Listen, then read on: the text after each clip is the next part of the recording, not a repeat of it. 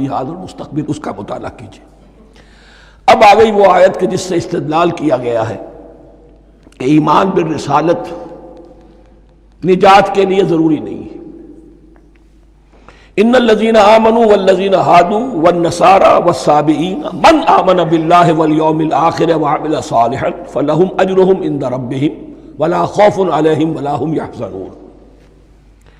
یقیناً جو لوگ ایمان لائے، اور اس سے مراد ہے جو ایمان لائے حضور پر، محمد پر صلی اللہ علیہ وسلم، والذین ہادوا، اور جو یہودی ہو گئے، والنصارى، اور نصرانی، والصابئین، اور صابی وہ لوگ تھے عراق کے علاقے میں رہتے تھے جو کہتے تھے کہ ہم دین ابراہیمی پر ہیں، لیکن ان کے ہاں بھی بہت کچھ بگڑ گیا تھا، جیسے حضرت ابراہیم کی نسل، حضرت اسماعیل کی نسل بگڑ گئی تھی، تو اس طرح وہ بھی بگڑ گئے تھے۔ ستارہ پرستی زیادہ تر ان کے ہاں تھی۔ من آمن باللہ والیوم الآخر، جو کوئی بھی ایمان لایا اللہ پر اور یوم آخر پر، وعمل صالحا، اور اس نے عمل کیے اچھے، فلہم اجرہم عند ربہم، تو ان کے لیے محفوظ ہے ان کا اجر ان کے رب کے پاس، ولا خوف علیہم ولا هم یحزنون، اور نہ ان پر کوئی خوف ہوگا اور نہ وہ کسی حزن سے دوچار ہوں گے۔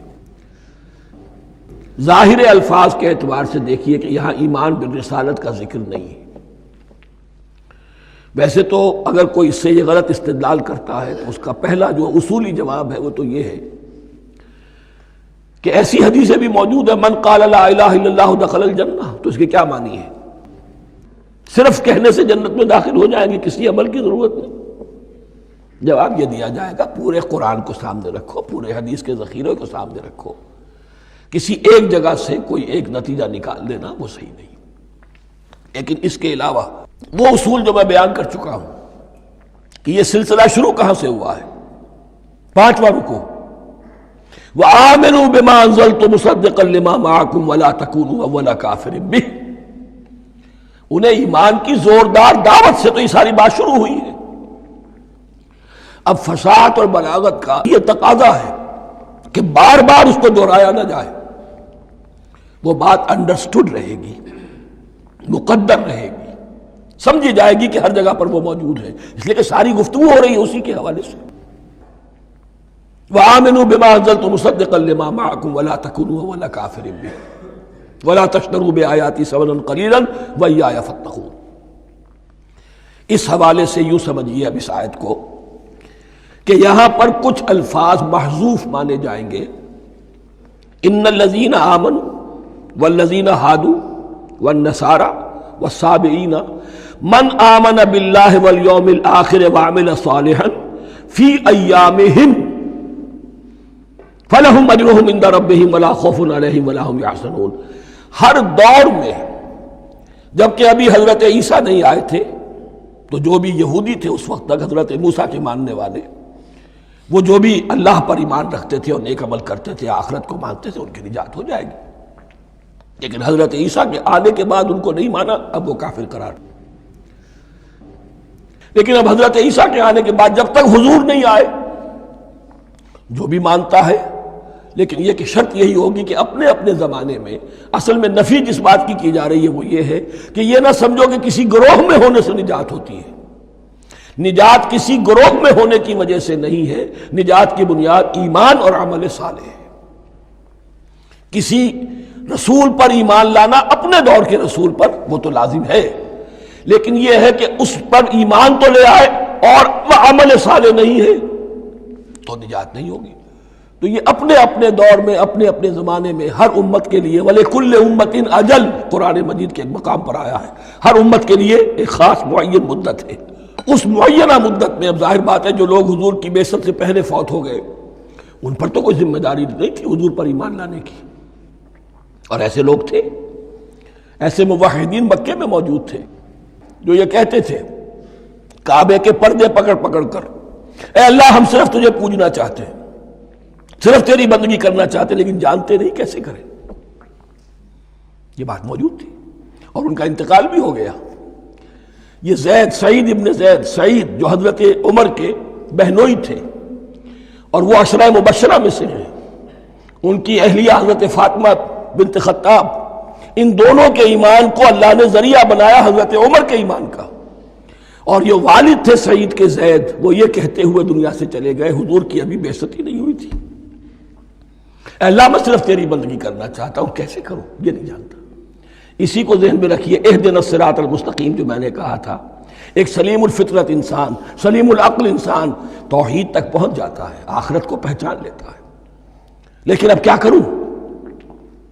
اس شریعت کے لیے، ان احکام کے لیے وہ دستے سوال دراز کرنے پر مجبور ہے۔ الحمدللہ رب العالمین الرحمن الرحیم مالک یوم الدین ایاک نعبد و ایاک نستعین اہدنا الصراط المستقیم۔ اسی صراط المستقیم کی دعا کا یہ جواب اب آئے گا، شروع ہوگا سورہ بقرہ سے، یہ کرو یہ نہ کرو، یہ فرض ہے، یہ تم پر لازم کیا گیا، یہ چیز حرام کی گئی، وغیرہ وغیرہ۔ ان الذين آمنوا والذين هادوا والنصارى والصابئين من آمن بالله واليوم الآخر وعمل صالحا، اور محذوف الفاظ فی ازمنتہم، اپنے اپنے زمانے میں، یا فی ایامہم، فلہم اجرہم عند ربہم ولا خوف علیہم ولا هم یحزنون۔ وَإِذْ أَخَذْنَا مِيثَاقَكُمْ وَرَفَعْنَا فَوْقَكُمُ الطُّورَ، اور ذرا یاد کرو جب کہ ہم نے تم سے عہد لیا، قول و قرار لیا، اور تمہارے اوپر اٹھا دیا طور کو، پہاڑ کو۔ جب تورات دی گئی تو اس وقت ایک کیفیت معجزانہ طور پر ایسی پیدا کی گئی، ان کے اوپر ایک رعب ڈالنے کے لیے اور خشیت قلب میں پیدا کرنے کے لیے کوہ طور اٹھا کر معلق کر دیا گیا۔ اس وقت کہا گیا خذوا ما آتیناکم بقوۃ، تو اس قول و قرار کے وقت ایک معجزے کی شکل یہ ہوئی تھی۔ وَإِذْ أَخَذْنَا مِيثَاقَكُمْ وَرَفَعْنَا فَوْقَكُمُ الطُّورَ خُذُوا مَا آتَيْنَاكُمْ بِقُوَّةٍ وَاذْكُرُوا مَا فِيهِ لَعَلَّكُمْ تَتَّقُونَ، پکڑو اس کو مضبوطی کے ساتھ جو ہم نے تمہیں دیا ہے، اس حدیث، اس کتاب کو، تورات کو، اس شریعت کو، ان احکام کو۔ وَاذْكُرُوا مَا فِيهِ، اور یاد رکھو اسے جو کچھ کہ اس میں ہے، لَعَلَّكُمْ تَتَّقُونَ، تاکہ تم بچ سکو۔ ثُمَّ تَوَلَّيْتُم مِّن بَعْدِ ذَلِكَ، پھر تم نے روگردانی کی اس کے بعد، اس میثاق کو توڑا، میثاق الست کو توڑا تھا، اور دوسرے یہ میثاق شریعت جو تم سے لیا گیا اس کو بھی توڑا۔ ثم تولیتم من بعد ذلک فلولا فضل اللہ علیکم ورحمتہ لکنتم من الخاسرین، پھر اگر اللہ کا فضل تمہارے شامل حال نہ ہوتا اور اس کی رحمت تمہاری دستگیری نہ کرتی رہتی، بار بار تمہیں معاف کیا، تمہیں مہلت دی، تو اگر یہ چیز نہ ہوتی تو اسی وقت سے تم خسارہ پانے والے اور تباہ ہونے والے ہو جاتے۔ وَلَقَدْ عَلِمْتُمُ الَّذِينَ اعْتَدَوْا مِنْكُمْ فِي السَّبْتِ، اور تمہیں خوب معلوم ہے تم میں سے وہ لوگ جنہوں نے سبت کے قانون کو توڑا، حد سے تجاوز کیا۔ یہ واقعہ تفصیل کے ساتھ سورہ اعراف میں آئے گا کہ ان کی شریعت میں ہفتے کا روز معین کر دیا گیا تھا، کوئی دنیاوی کام نہیں ہوگا۔ آج بھی وہ لوگ جو ہے سبت کو، جو بھی پریکٹسنگ جیوز ہیں، وہ اس کی پابندی کرتے ہیں، وہ بڑی شدت سے کرتے ہیں۔ لیکن ایک زمانے میں ایک خاص ان کا قبیلہ تھا کہ جس نے ایک بڑے ہی شرعی ہیلہ ایجاد کر کے اس قانون کی دھجیاں بکھیری، تفصیل ہم پڑھیں گے سورہ اعراف میں۔ وَلَقَدْ عَلِمْتُمُ الَّذِينَ اعْتَدَوْا مِنْكُمْ فِي السَّبْتِ، اور تمہارے علم میں ہے تمہارے وہ لوگ کہ جنہوں نے سبت کے قانون کے ضمن میں خلاف ورزی کی، فَقُلْنَا لَهُمْ كُونُوا قِرَدَةً خَاسِئِينَ، تو ہم نے کہہ دیا ان کو کہ ہو جاؤ ذلیل بندر، ان کی شکلیں بس کر دی گئی، انہیں بندروں کی شکل میں تبدیل کر دیا گیا۔ فَجَعَلْنَاهَا نَكَالًا لِمَا بَيْنَ يَدَيْهَا، پھر ہم نے اس واقعے کو یا اس بستی کو ایک بنا دیا مثال، لوگوں کے لیے ان کی عبرت کے سامان بنا دیا، ان کے لیے بھی جو سامنے موجود تھے اس زمانے کے لوگ، اور ان کے لیے بھی جو بعد میں آنے والے تھے۔ وَمَوْعِظَةً لِّلْمُتَّقِينَ، اور اسے ایک نصیحت، ایک سبق آموزی کی بات بنا دیا اہل تقویٰ کے لیے۔ وَإِذْ قَالَ مُوسَىٰ لِقَوْمِهِ إِنَّ اللَّهَ يَأْمُرُكُمْ أَن تَذْبَحُوا بَقَرَةً، اور یاد کرو جب کہ موسیٰ نے اپنی قوم سے کہا یقیناً اللہ تمہیں حکم دیتا ہے کہ گائے کو ذبح کرو۔ یہ واقعہ میں پہلے آپ کو بتا دوں، پھر ہم یہ آیات تیزی سے پڑھ لیں گے۔ بنی اسرائیل میں ایک شخص قتل ہو گیا، عامیل نامی، اور قاتل کا پتہ نہیں چل رہا تھا۔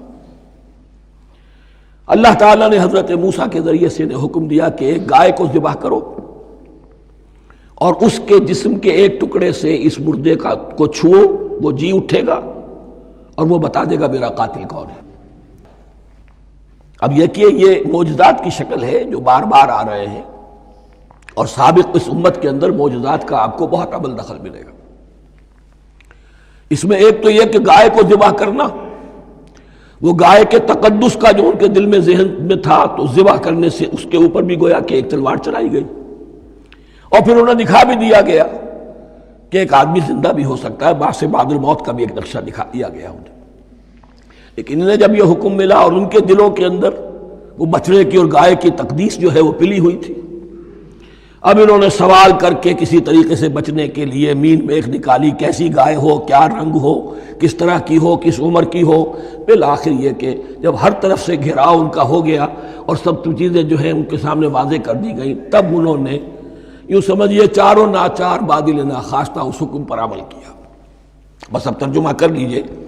وَإِذْ قَالَ مُوسَىٰ لِقَوْمِهِ إِنَّ اللَّهَ يَأْمُرُكُمْ أَن تَذْبَحُوا بَقَرَةً، اور یاد کرو جب کہ موسیٰ نے کہا اپنی قوم سے کہ اللہ حکم دیتا ہے تمہیں کہ ایک گائے کو ذبح کرو۔ قَالُوا أَتَتَّخِذُنَا هُزُوًا، انہوں نے کہا کیا آپ ہمارے ساتھ کوئی ٹھٹھا کر رہے ہیں، مذاق اڑا رہے ہیں، یہ کیا بات آپ کہہ رہے ہیں؟ قَالَ أَعُوذُ بِاللَّهِ أَنْ أَكُونَ مِنَ الْجَاهِلِينَ، فرمایا میں اللہ کی پناہ طلب کرتا ہوں اس سے کہ میں جاہلوں میں سے ہو جاؤں، کہ میں ان دین کے معاملات کے اندر استہزاء اور تمسخر کو شامل کر دوں۔ قالوا ادع لنا ربك يبين لنا ما هي، اب انہوں نے کہا اچھا ایسی بات ہے تو ذرا اپنے رب سے دعا کیجئے کہ وہ ہم پر واضح کر دے کہ وہ کیسی ہو۔ قال انه يقول، حضرت موسیٰ نے فرمایا اللہ تعالیٰ فرماتا ہے انها بقرة لا فارض ولا بکر، وہ ایک ایسی گائے ہونی چاہیے کہ جو نہ بوڑھی ہو نہ بالکل بچھیا ہو، عوان بین ذالک، ان کے بین بین ہو۔ فَفَعَلُوا مَا تُؤْمَرُونَ، تو اب کر گزرو جو تمہیں حکم دیا گیا۔ قَالُوا ادْعُ لَنَا رَبَّكَ يُبَيِّن لَنَا مَا لَوْنُهَا، اب انہوں نے پھر کہا ذرا ایک دفعہ اور دعا کیجئے اپنے رب سے، وہ ہمیں بتا دے اس کا رنگ کیسا ہونا چاہیے۔ قَالَ إِنَّهُ يَقُولُ إِنَّهَا بَقَرَةٌ صَفْرَاءُ فَاقِعٌ لَوْنُهَا تَسُرُّ النَّاظِرِينَ، فرمایا اللہ فرماتا ہے کہ وہ گائے ایسی ہونی چاہیے زرد رنگ، شوخ رنگ، شوخ زرد رنگ کی، چمکیلی، جو دیکھنے والوں کو خوب اچھی لگے، پسند آئے، دل میں کھپ جانے والی۔ اب جو زیادہ سے زیادہ ان کے ہاں مقدس سمجھے جاتے تھی گائے، رفتہ رفتہ سوال کر کے اگر پہلے ہی حکم پر وہ کر دیتے تو کسی بھی گائے کو ذبح کر دیتے، لیکن یہاں گھیراؤ ان کا ہو رہا ہے کہ جس کی تقدس کا ان کے ذہن میں زیادہ سے زیادہ تاثر ہے اسی کو واضح کیا جائے۔ قالوا ادع لنا ربك يبين لنا ما هي، پھر انہوں نے کہا ذرا اللہ سے دعا کیجئے اور وہ ہمیں یہ بتائے کہ وہ کیسی ہو۔ ان البقرہ تشابہ علینا، یقیناً ہم کچھ شبہ میں پڑ گئے ہیں، یہ گائے کا معاملہ مشتبہ ہو گیا ہے ہم پر۔ قال انہ یقول، فرمایا اللہ فرماتا ہے انہا بقرۃ لا ذلول تثیر الارض ولا تسقی الحرث، وہ ایک ایسی گائے ہونی چاہیے کہ جو کوئی جس سے مشقت نہ لی جاتی ہو، نہ وہ ہل جوتتی ہو اور نہ وہ رہٹ کا پانی کھینچتی ہو۔ تسیر الارض، نہ تو وہ زمین کو جوتنے میں، ہل چلانے میں کام نہیں لی جائے، ولا تسقی الحرث، اور نہ کھیتی کو پانی پلانے کے لیے وہ پانی کھینچنے میں استعمال کیا جائے۔ مسلمتن، اور پوری سالم ہونی چاہیے، یک رنگ، لا شیۃ فیہا، اس میں کسی دوسرے رنگ کا کوئی داغ تک نہ ہو۔ اب کیا کرتے، گھیراؤ میں آ گئے۔ قالوا الآن جئت بالحق، کہا انہوں نے کہ ٹھیک ہے اب تو آپ نے بات جو ہے پوری طریقے سے واضح کر دی۔ فذبحوها وما كادوا يفعلون، تب انہوں نے اس کو ذبح کیا اور وہ کرنے والے نہیں تھے، دل میں نہیں تھا، بادل ناخواستہ۔ اب دیکھیے یہاں ترتیب ذرا واقعے کی جو ہے مختلف ہو گئی ہے، جو اس ذبح بقرہ کا سبب تھا وہ بعد میں بیان ہو رہا ہے۔ تورات میں چونکہ واقعات کو اس طریقے سے بیان کیا ہے لہذا وہاں ترتیب دوسری ہے۔